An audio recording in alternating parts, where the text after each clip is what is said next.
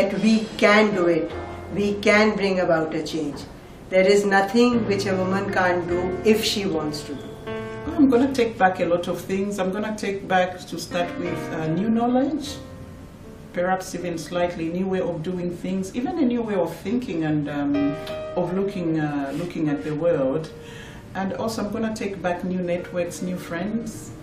I'm going to take back beautiful memories of India. India is a beautiful country, although this is the third time I have been here, but it's still a very beautiful country, beautiful people like yourself, beautiful clothes that I'm wearing as well, beautiful food, beautiful scenery, a very beautiful and very strong culture. And yeah, those are some of the things that I'm going to take back with me. Hi, All Ladies League is a global ecosystem to nurture and empower women leaders. It's a catalyst for change and it's a crucible for women leaders of tomorrow. It's a place to exchange ideas and it's a place to make things happen.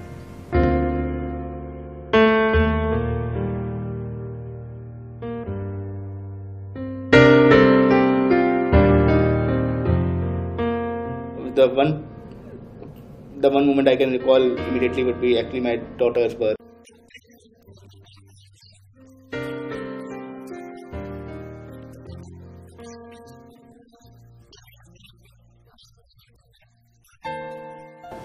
I think a stage in life when you learn to live with yourself, you rise above.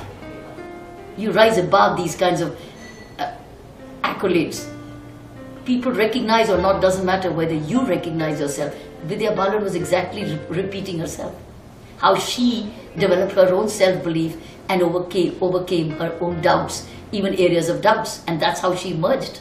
And that is what she says, it set her free. I also set myself free long ago. Because for me, when the promotion comes, where the posting goes, who thinks what, I had risen above that. Because I always focused on what am I here for and what must I do so that the purpose is met and that I deliver. I don't cheat myself. I don't be dishonest to myself. Before I'm honest to you, I have to be honest to myself.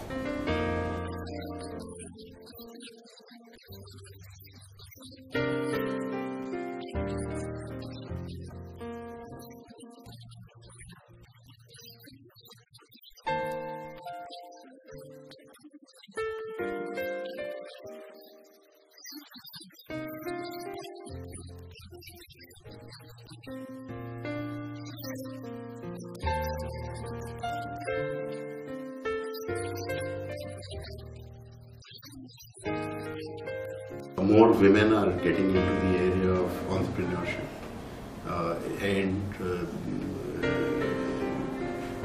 see, the young startup system is a system which is actually a level playing field, whether it is men or whether it is women. Okay. Unlike when you start looking at other areas and you say, oh, there is no opportunity available. Here it is, anybody with a great idea, anybody with the capabilities of developing that into a product can actually convert that into a business reality. So, this really lets, whether it is men or women, it provides them with equal opportunity. We would definitely like more and more women entrepreneurs to come up and realize their dreams.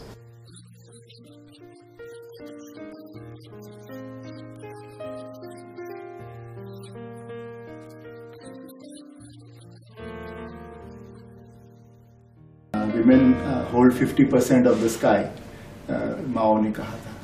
तो 50% of the sky जो hold कर रही हो पूरी एक समूह, तो उसके लिए कोई फोरम हो, ग्लोबल लेवल का हो और वो भारत में आयोजित हो रहा हो, इससे अच्छा सुनने में अच्छा लगता है. Lots of very powerful dynamic women who are not really put on the pedestal or don't get an opportunity to be shown to the world as to what our success stories are.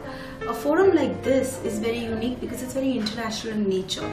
This is the first conference in India that I've visited or attended or spoken at where over 300 delegates are from all over the world. And these are people who are really genuinely interested in doing business with India, business with women in India, and knowing more about the entrepreneurs that are there in India as a whole.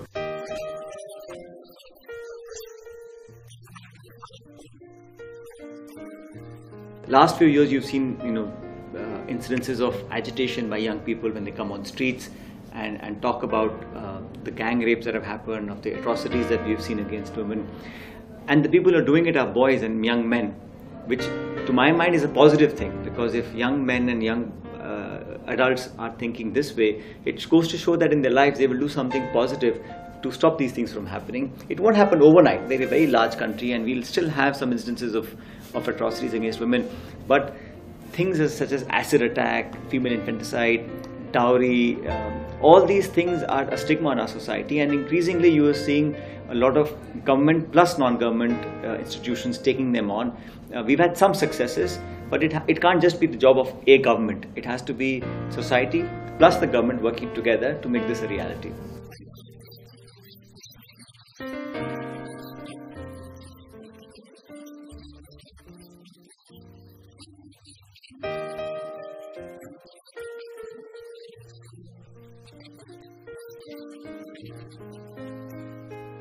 I've been born and brought up in Nagpur.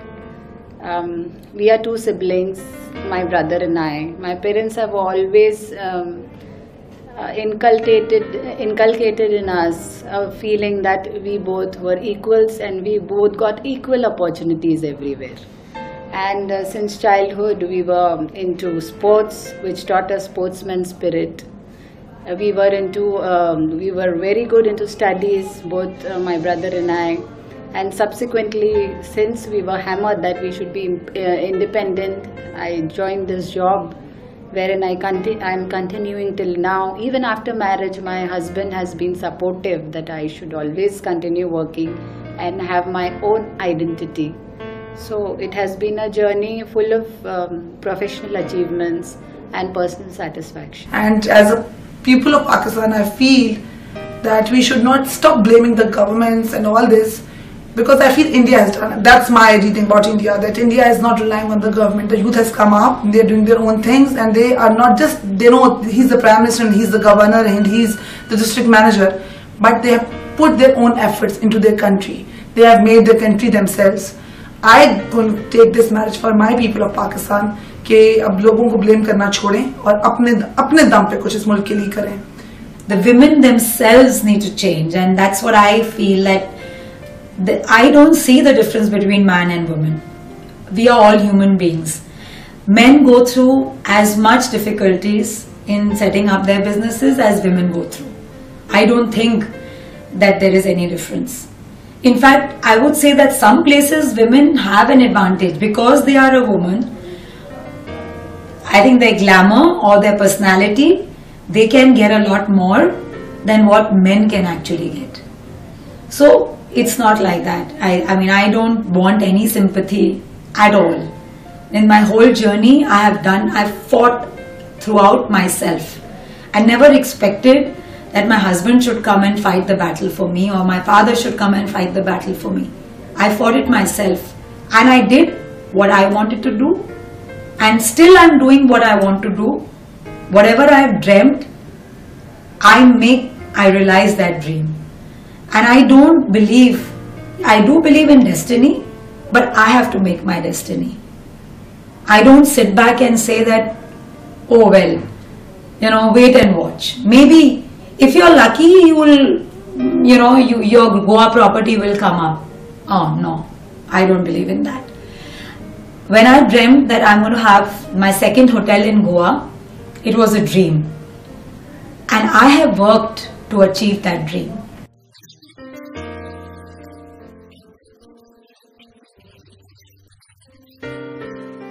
Thought is when your subconscious gets translated into something which is very conscious, which then translates to ideas, and then ideas become actions. And that's how quality of life changes.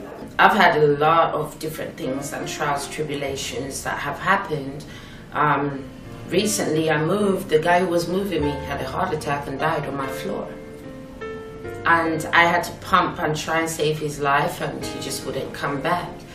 But I didn't look at it as a worse thing. I looked at it as maybe it was just a sign that I really need to appreciate the life that I have and the things that I have. And it could easily have been me. So I don't always look at things on the negative, no matter how bad it is, because you only live once. And as long as you're breathing and you're healthy and you're moving and you're positive, you should be grateful. It is a huge honor to kind of, to kind of suddenly validate all your struggles with an award, and that comes to me totally out of the blue, and totally as the universe's validation saying, we have been watching, or we have been seeing it all, or this is our way to kind of say, this is a recognition. And trust me, when you do that for me, you do that for the other women who are also, struggling on their own as well. And maybe not so much out in the open socially, not so much, with these voices that, that I bring to the fore. Probably they all have voices, but they're all, still struggling to find a voice. So it also validates them. It also validates a whole lot of single mothers who are also working to support their children. And I have met, once I shared my story, I met so many single mothers here who kind of just came up to me and said, we completely know your story. And we are so kind of, grateful that you're out here. And you spoke in a way, you spoke for us as well.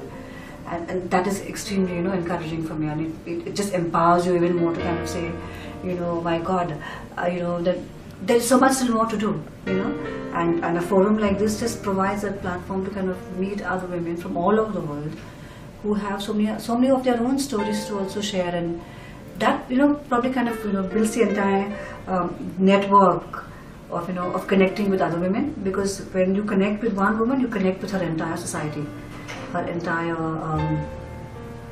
community that she represents or comes from. And the entire learnings from there, become part of your learnings that, you also are absorbing and learning. So for me, it's huge. As I said, I'm a sponge. I'm just being asked to, just soak me all over the place.